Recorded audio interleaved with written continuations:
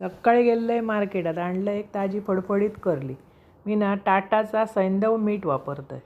स्वच्छ धुतलं आहे, साफ केलं आहे, त्याका मीठ लावलं आहे, आला लसूण पेस्ट, आगळ, हळद, लाल तिखट सगळं लावून मिक्स केलं आहे.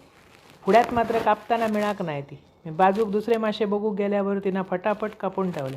ताजी फडफडीत होती आचऱ्या वाळण्याकडसून.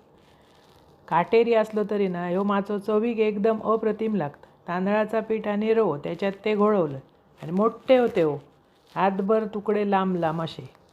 व्यवस्थित ते तेल घातले तव्यावर आणि तव्याक असे लावून घेतले. थोडे थोडे गरम गरम असे भाजून घालतो आम्ही पुढ्यात जेवक बसले का. एकदम भारी लागतं.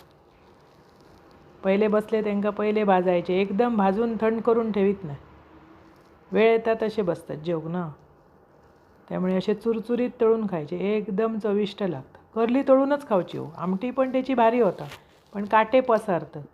हे कसे मोठे असल्या कारणात काटो सिंगल सिंगल येतात, त्यामुळे असं तळून खाल्लाच की नाही खाल्ल्याचा समाधान आणि एकदम भारी चव.